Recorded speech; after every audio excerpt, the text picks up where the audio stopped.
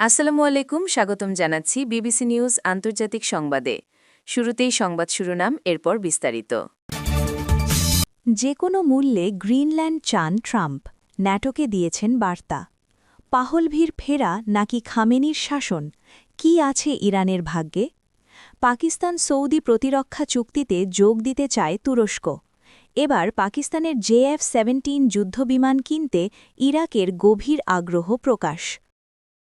দর্শক, এতক্ষণ শুনছিলেন সংবাদ শিরোনাম। এখন বিস্তারিত।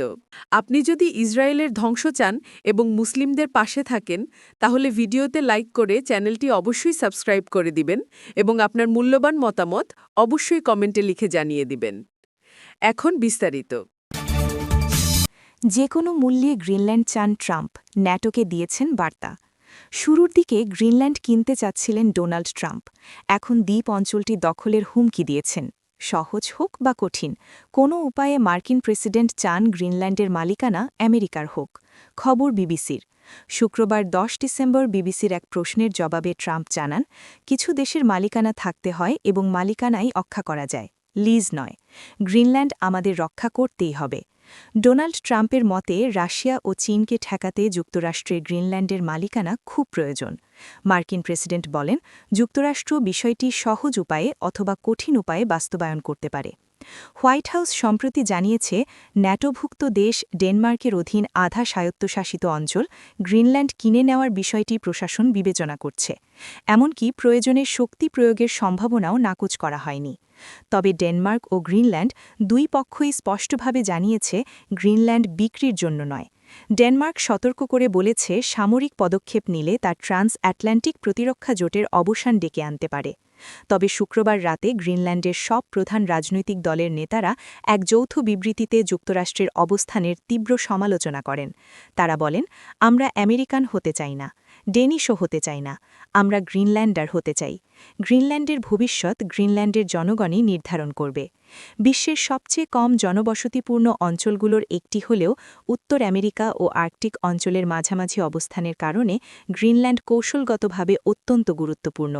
ক্ষেপণাস্ত্র হামলার আগাম সতর্কতা ব্যবস্থা এবং আর্কটিক অঞ্চলে জাহাজ চলাচল নজরদারিতে এর ভূমিকা উল্লেখযোগ্য। ট্রাম্প দাবি করেন, গ্রিনল্যান্ডে রাশিয়া ও চীনের উপস্থিতি বাড়ছে, যদিও এর পক্ষে কোনো প্রমাণ উপস্থাপন করেননি। বর্তমানে গ্রিনল্যান্ডের উত্তর পশ্চিমে অবস্থিত পিটুফিক ঘাঁটিতে যুক্তরাষ্ট্রের শতাধিক সেনা স্থায়ীভাবে মোতায়েন রয়েছে। দ্বিতীয় বিশ্বযুদ্ধের সময় থেকে এই ঘাঁটি যুক্তরাষ্ট্র পরিচালনা করছে। পাহলভির ফেরা নাকি খামেনির শাসন, কি আছে ইরানের ভাগ্যে? ইরানে চলমান তীব্র সরকারবিরোধী আন্দোলনের মধ্যে নতুন করে আলোচনায় উঠে এসেছেন দেশটি থেকে নির্বাসিত রেজা পাহলভি। দীর্ঘ ১৩ দিন ধরে চলা এই বিক্ষোভে তেহরান থেকে শুরু করে ধর্মীয় নগরী কোম পর্যন্ত স্লোগান উঠছে, পাহলভি ফিরে আসবেন।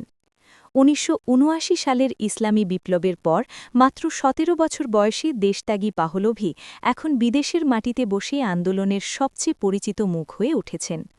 তবে ৪৬ বছর পর তার এই রাজকীয় প্রত্যাবর্তন কি আসলেই সম্ভব, নাকি এটি কেবল একদল মানুষের নস্টালজিয়া? সেই প্রশ্ন এখন বিশ্ব রাজনীতিতে জোরালো হচ্ছে। বর্তমানে আয়াতুল্লাহ আলী খামেনির শাসনের বিরুদ্ধে ক্ষোভ যখন তুঙ্গে, তখন বিক্ষোভকারীরা রাজপথে জাভিদ শাহ অর্থাৎ রাজা দীর্ঘজীবী হোক স্লোগান দিচ্ছেন।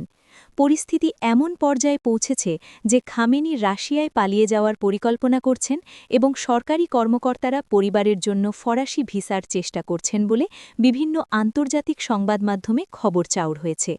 এই প্রেক্ষাপটে রেজা পাহলভি নিরাপত্তা বাহিনীকে জনগণের পাশে দাঁড়ানোর আহ্বান জানিয়েছেন। পাকিস্তান সৌদি প্রতিরক্ষা চুক্তিতে যোগ দিতে চায় তুরস্ক। পাকিস্তান ও সৌদি আরবের মধ্যে থাকা পারস্পরিক প্রতিরক্ষা চুক্তিতে যোগ দিতে আগ্রহ প্রকাশ করেছে তুরস্ক। এতে মধ্যপ্রাচ্য ও আশপাশের অঞ্চলে শক্তির ভারসাম্যে নতুন পরিবর্তন আসতে পারে বলে জানিয়েছে ব্লুমবার্গ। শুক্রবার ৯ জানুয়ারি প্রকাশিত ব্লুমবার্গের প্রতিবেদনে বিষয়টির সঙ্গে সংশ্লিষ্ট সূত্রের বরাতে বলা হয়, এ নিয়ে আলোচনা অনেকটাই এগিয়েছে এবং চুক্তি হওয়ার সম্ভাবনা খুব বেশি। গত বছরের সেপ্টেম্বরে রিয়াদে পাকিস্তানের প্রধানমন্ত্রী শাহবাজ শরীফ ও সৌদি যুবরাজ মোহাম্মদ বিন সালমান একটি কৌশলগত পারস্পরিক প্রতিরক্ষা চুক্তি সই করেন।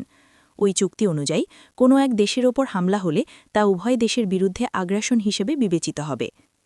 ব্লুমবার্গের প্রতিবেদনে বলা হয় দক্ষিণ এশিয়া মধ্যপ্রাচ্য এবং আফ্রিকায় তুরস্ক সৌদি আরব ও পাকিস্তানের স্বার্থ দিন দিন একে অপরের সঙ্গে মিলছে এ কারণে এই জোট সম্প্রসারণ যুক্তিযুক্ত প্রতিবেদনে আরও বলা হয় যুক্তরাষ্ট্রের ওপর নির্ভরতা নিয়ে প্রশ্ন তৈরি হওয়ায় এবং ন্যাটোতে প্রেসিডেন্ট ডোনাল্ড ট্রাম্পের অঙ্গীকার নিয়ে অনিশ্চয়তার কারণে তুরস্ক এই চুক্তিকে নিজেদের নিরাপত্তা জোরদারের সুযোগ হিসেবে দেখছে আঙ্কারা ভিত্তিক থিঙ্ক ট্যাঙ্ক টেবাবের কৌশলবিদ নিহাত আলী ওজজানের মতে সৌদি আরবের রয়েছে শক্তিশালী অর্থনীতি পাকিস্তানের রয়েছে পারমাণবিক সক্ষমতা ব্যালিস্টিক ক্ষেপণাস্ত্র ও জনবল আর তুরস্ক দিতে পারে সামরিক অভিজ্ঞতা ও উন্নত প্রতিরক্ষা শিল্প এবার পাকিস্তানের JF-17 যুদ্ধবিমান কিনতে ইরাকের গভীর আগ্রহ প্রকাশ পাকিস্তানের বিমানবাহিনীর প্রধানের সঙ্গে বৈঠকে ইরাকি বিমানবাহিনীর কমান্ডার JF-17 থান্ডার যুদ্ধবিমান নিয়ে গভীর আগ্রহ প্রকাশ করেছেন পাশাপাশি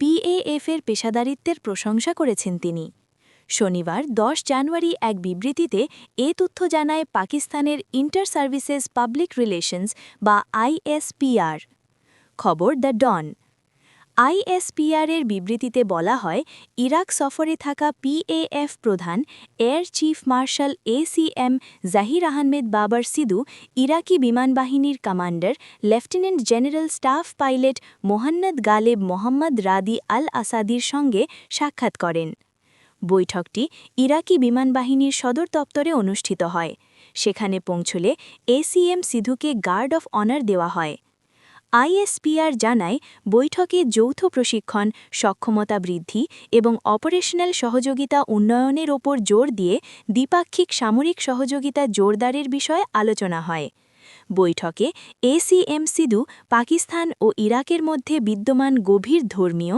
সাংস্কৃতিক ও ঐতিহাসিক সম্পর্কের কথা তুলে ধরেন একই সঙ্গে তিনি ইরাকি বিমানবাহিনীকে প্রশিক্ষণ ও সক্ষমতা উন্নয়নে সহায়তা দেওয়ার ক্ষেত্রে PAF-এর প্রতিশ্রুতি পুনর্ব্যক্ত করেন বিবৃতিতে বলা হয় দুই পক্ষ পারস্পরিক সক্ষমতা বৃদ্ধি ও সমন্বয় জোরদারের যৌথ মহড়া ও প্রশিক্ষণ কার্যক্রম এগিয়ে নেওয়ার বিষয়ে একমত হন